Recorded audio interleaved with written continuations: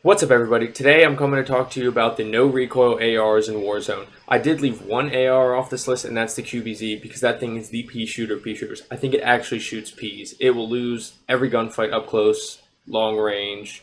It's just not a good gun. The mobility is insanely high, so maybe if they buff the damage or the fire rate or something, it could be a really good sniper support.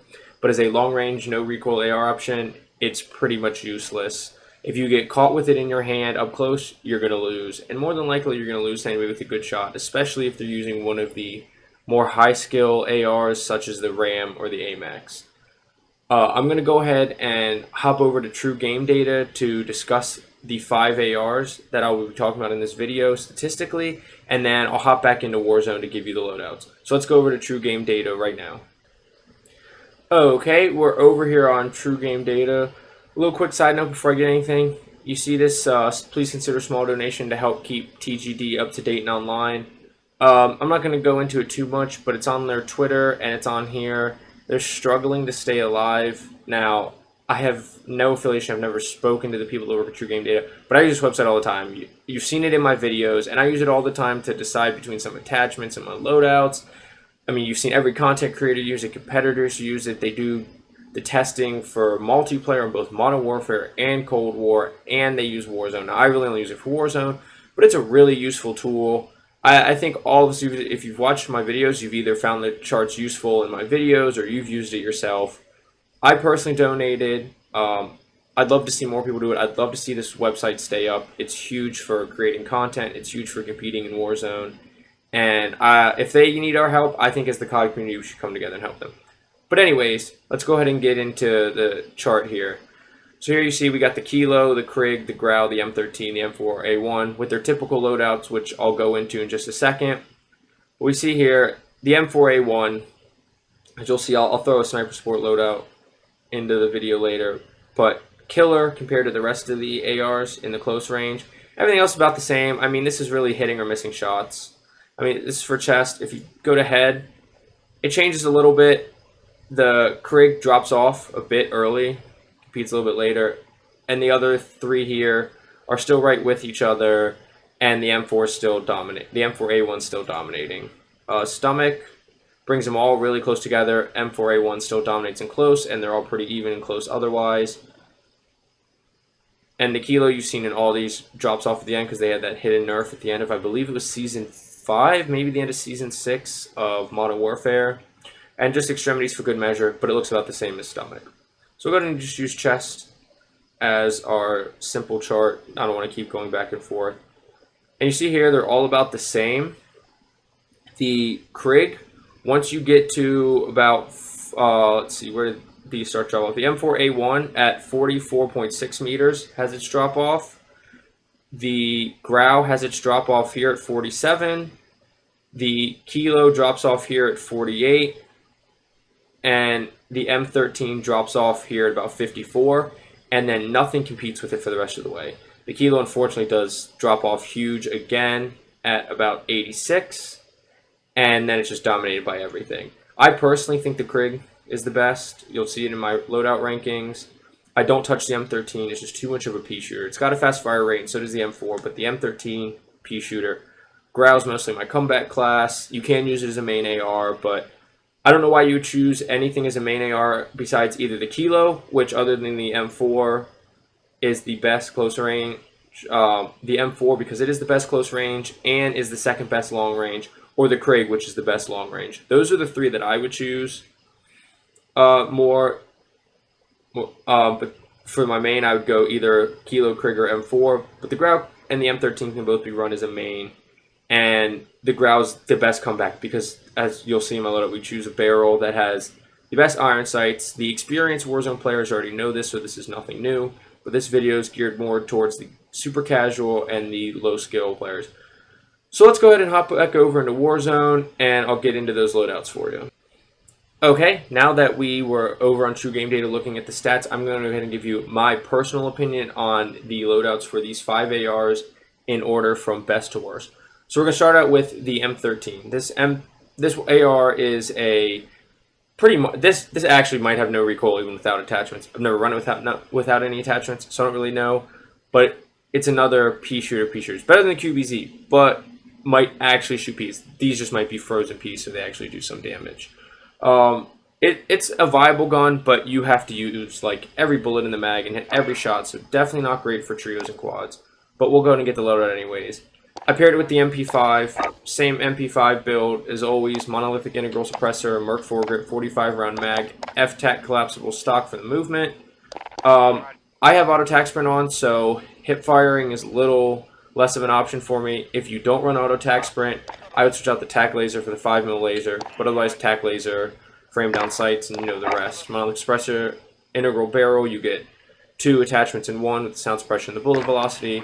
Merc foregrip for recoil control and hip fire accuracy. I do some hip fire accuracy, but if you're not going to hip fire at all, you go Ranger or Commando. But I go Merc so I can start off hip firing. It's just I'm not going to hip fire as much, but you don't really get too many penalties with this. 45 round mag, biggest mag. You need it for trios, quads. A little difficult for trios and quads, but easily doable, as we saw in the meta with the Kilo MP5 meta last summer. And then F-Tac collapsible stock for movement. Typical perks, EOD, or you can run double time, overkill, and amped. Either Semtex, Thermite, or C4 if you'd like C4, and then either heartbeat or stuns. But let's go ahead and get into the M13 loadout. So go the usual monolithic suppressor, sound suppression, damage range. Go barrel. Go Tempest Marksman, you get recoil control with this. We are going for the no recoil. You get the best bullet velocity and damage range of any barrel. Typical Commando foregrip. You don't get any ADS penalty. If you really need more help, you can go down to the Ranger foregrip, but you do get a movement penalty and an ADS penalty, and this thing doesn't have much recoil anyways, so you go ahead and stick with the Commando foregrip. Ammo, just like everything, use 60 round mag, especially for trios and quads, and especially for this gun shooting peas. And then you go ahead and go with the typical VOK 3.0 optic because this is our long range option. And that's the loadout for the M13. So after that, we're going to go ahead and move on to the old trusty Kilo. The Kilo within 80-90 meters still hits really hard. Still a good AR. It doesn't hit as hard as the AMAX and the RAM and some other ARs, but still a good gun. Pair it with the LC10. LC10 sound suppressor now that they buffed that. Task Force barrel. Tiger Team Spotlight for the movement, 55 round mag, Raider stock, movement, effective damage range, bullet velocity, and strafe speed, so more movement. And then sound suppressor, you get sound suppression, ADS, bullet velocity, and sprint to fire time. You lose effective damage range, but it's your SMG, so we're not too worried about that. We don't go the agency anymore, even though you get the effective damage range, you get hurt on ADS speed. SMG close range, you want the ADS speed. We know the rest. Same perks. Lethal, same tactical options. So let's go and get this Kilo loadout. Monolithic suppressor for the same reason on the M13. Singard arms, 19.8 inch per hour barrel. Like once again, same thing. Damage range, bullet velocity, recoil control. You can go here. You don't get the recoil control, and I guess you would save an attachment. You go tac laser instead, but you don't get the damage range on it, and you don't get the recoil control. And you don't get as good of damage range or recoil control here. So you go 19 inch per hour barrel like always. Just like that. Commando foregrip, same thing. You could go Ranger if you really need the help, but this thing has no recoil as it is. 60 round mag. You can go 50 for slightly better ADS speed. I've tried it out. I don't think it's worth it, especially if you play mostly trios and quads like I do. And then the VOK 3-point optic. One thing I forgot to point out with the M13, but this is a known fact already, is that the VOK has a hidden stat that helps recoil. So on the long range for any of the Modern Warfare weapons, you're going to want to use the VOK, especially when you're looking for the new no recoil builds. Then we go to the Grau class. Now, I would run the Grau primarily as a comeback. Once again, none of these are high damage ARs because we're mostly focused on the no recoil control. The Grau is a great comeback gun because of the iron sights on the barrel we're going to choose. And then here, instead of Overkill, we have Ghost because it's our comeback class, and Stun Grenades because typically comeback's going to be towards the end of the game. Everyone's got Ghost, or almost everyone does, so you're going to run Stuns because Heartbeat's going to be useless. And then, once again, Semtex, Thermite, or C4. For the Psychov here, I have Monolithic Suppressor, the Auto Barrel, the Tac Laser for the ADS, the 80-round Drum Mag, and then we go fully loaded for our comeback class. If you just wanted to run this as a Ghost class instead of fully loaded, you could go the VOK Prizrack, grip for the ADS speed, but this is our combat class, so we're sticking fully loaded. Then on to the Growl, Monolithic Suppressor for the same reason, Archangel Barrel for the same reason as the last two barrel selections. On top of that, the Archangel Barrel gives us one of the cleanest iron sights in all of Warzone. So that takes away the need for an optic. Same thing with the underbarrel. We're going to go Commando foregrip.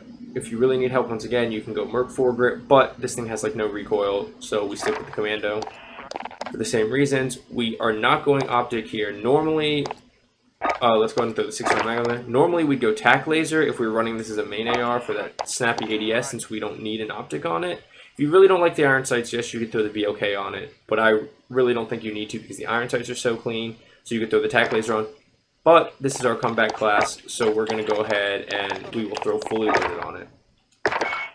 After that, we're moving on to the M4A1. Once again, we have the LC10 here. Since we had the LC10 in our Bullfrog slot, that's my mistake. We're actually going to go ahead and throw the Bullfrog into this slot. I will go Bullfrog. It's the exact same loadout as we're going to run with the LC10 for all the same reasons. We go 65 round mag here, and then we go KGB skeletal stock. It's the same build, just different names because this is like the Russian ones, like the KGB skeletal stock, and it would have the GRU suppressor.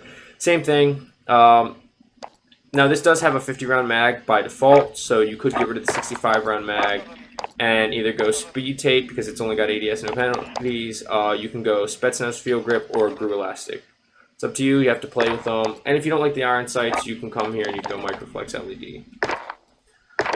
And then same perks, lethal, tactical, and we'll go ahead and get into the M4A1 build. But it's pretty much the same as the other Modern Warfare ones. Monolithic Suppressor, Grenadier Barrel, Commando foregrip, VOK 3.0, 60 round mag.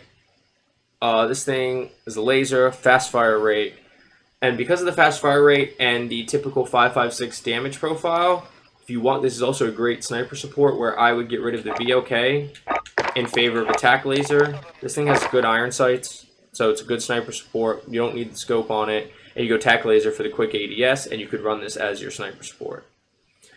So from there, we go to what I think is the best no recoil build, no recoil AR. I have a video on the Krig, which I'll link down in the description. So I'll just run through the loadout real quick. If you want some more reasoning, check out the video that's linked in the bio. We'll go Agency Suppressor, Ranger Barrel, Field Agent foregrip, Axial Arms 3 times, and then 60 round mag. You don't want the ADS penalty, 45 will do, but it's a little harder to manage in trio quads. And this would be our loadout for the Krig with no recoil, or just about no recoil. And then same thing as all the other Cold War ones, except I have been trying this Iceman Isaac build out. Sound Suppressor, Bruiser Grip, Tiger Team Spotlight, Stanek 50 round mag, and Raider Stock. Raider Stock, Tiger Team, same thing as the other ARs for, SMGs for movement. Sound Suppressor, same reason, and then 50 because 40 is not quite enough, and we don't need the fast mag, we don't need to hurt our ADS. This thing has stronger recoil than the Modern Warfare MP5. It's just vertical, so you just pull down. So if you want to control that, I would go Field Agent foregrip. But I like the Bruiser Grip for the movement because I think I can control the recoil. And then the one exception here is we are not going with a barrel because you get the really clean iron sights that are like a half-cut circle and are open. But if you don't mind the fully closed iron sights, you can go to run the Task Force for the effective damage range, the bullet velocity, and the strafe speed. But I'm not as worried about strafe speed because we have a movement attachment here, we have a movement attachment here, and we have a movement attachment here. It's really up to you. And then we have the same perks, the same lethal, and the same tactical options as the other loadouts. Well, I hope that this video helped you. I'll see you in Verdansk. Get frying. Have a good day. See you later.